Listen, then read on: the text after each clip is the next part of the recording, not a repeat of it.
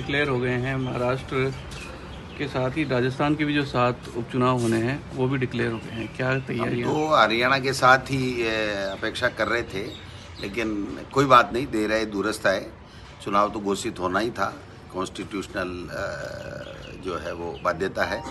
तो मैं समझता हूँ कि कांग्रेस का कार्यकर्ता तैयार है और ये जो 9 महीने का 10 महीने का इस राजस्थान की भाजपा की पर्ची सरकार का जो कार्यकाल गया है, लोग पूरी तरीके से निराश हैं, पूरी तरीके से परेशान हैं और वो ये कह रहे हैं कि हमने बनाई थी सरकार, बन गया सर्कस।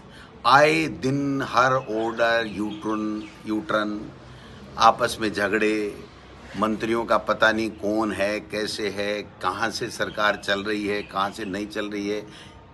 ब्यूरोक्रेट सरकार चला रहे हैं, ब्यूरोक्रेट में भी 2-3 ग्रुप बने हुए हैं, ज़बरदस्ती इनमें झगड़ा है, जनता की कोई परवाह नहीं। आप देखिए, अकेले शिक्षा विभाग में 9 ऑर्डर ऐसे हुए 9 महीने में जो 9 बार यूटर्न हुए।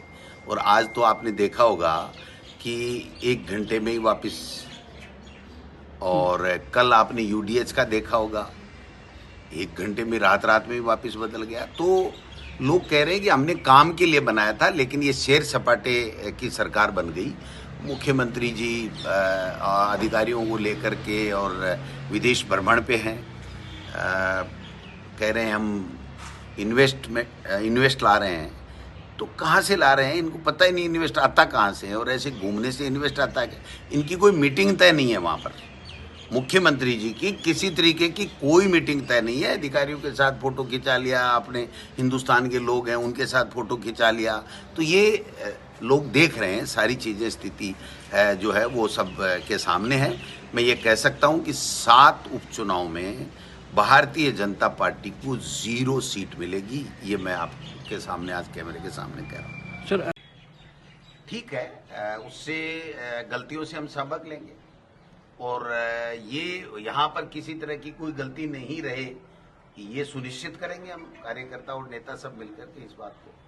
तो ये हमारे लिए एक सबक होगा।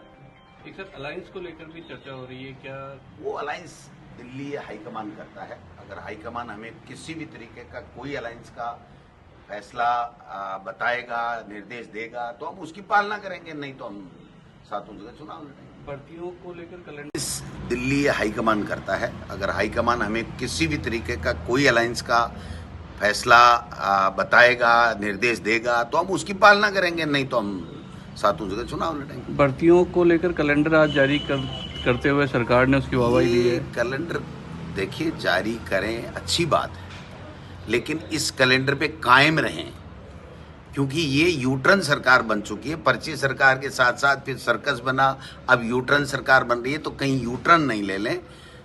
ये हमें चिंता है। बाकी तो अच्छी बात है, अगर ये निकाल करके भर्ती ईमानदारी के साथ में कराएं, जिस तरीके के आरोप हम पे लगाए थे, और जो पेपर लीक मान लीजिए, चाहे पहले के सरकार बीजेपी की हो, कांग्रेस की हो गए थे, तो वो नहीं अगर होने देंगे तो ठीक है, अच्छी बात होगी, देखेंगे। ठीक है।